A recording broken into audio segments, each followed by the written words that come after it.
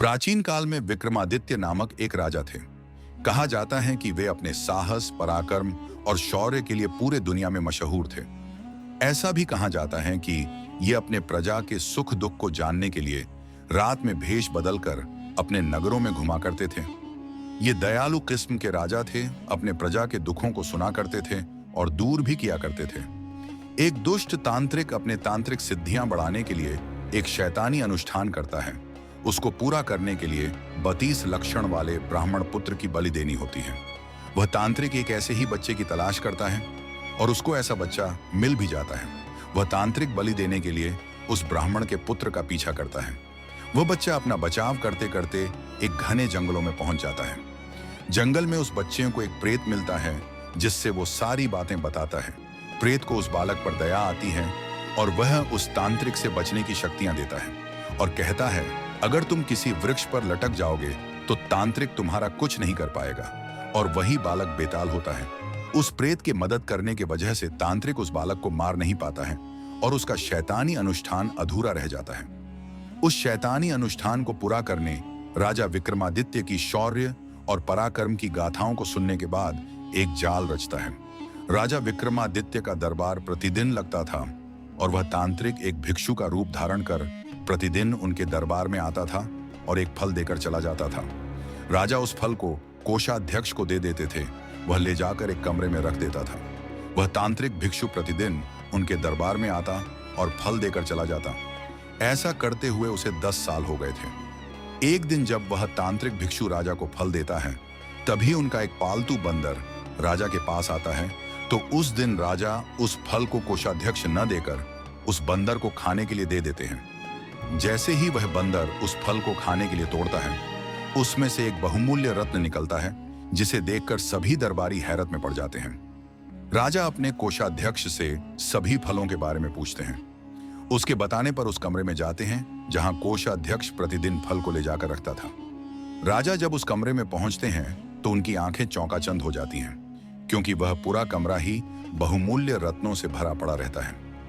अगले दिन जब तांत्रिक भिक्षु राजा के दरबार में फल लेकर आता है और राजा को देने लगता है, तब राजा उससे कहते हैं कि मैं इसे तब तक स्वीकार नहीं करूंगा जब तक आप मुझे ये नहीं बताते कि आप मुझे इतना कीमती भेंट अर्पित क्यों करते हैं।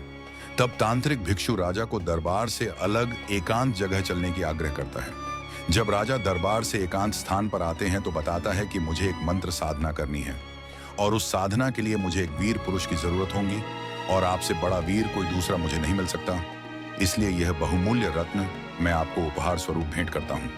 महाराज उसकी बातों में आ जाते हैं और उसकी मदद करने की वचन देते हैं। तब तांत्रिक भिक्षु राजा को अगली अमावस्या की रात को पास के श्मशान में आने को कहता है, जहां वह शैतानी अनुष्ठान करने की तैयारी कर रहा था।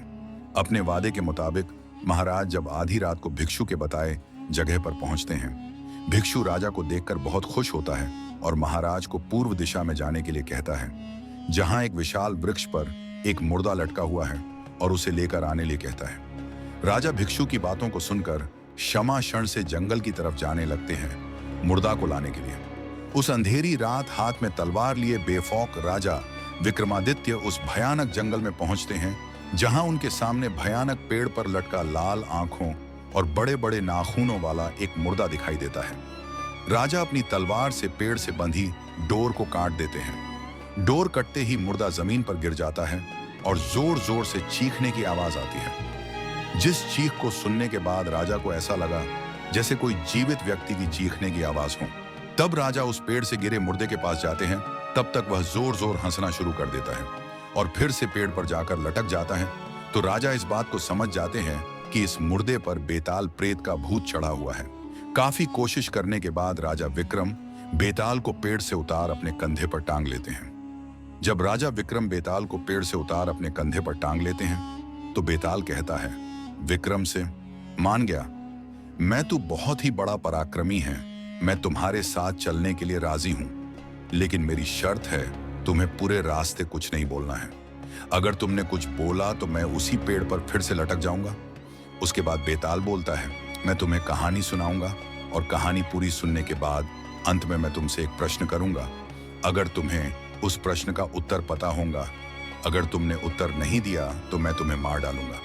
अगर तुमने सही उत्तर दे दिया, यानी तुमने बोल दिया, तो तुम्हें छोड़कर दोबारा उस पेड़ पर लटक जाऊंगा। राजा उसकी बात मान लेते हैं और दोनों वहां से शमशान की ओर तांत्रिक के पास चल देते हैं।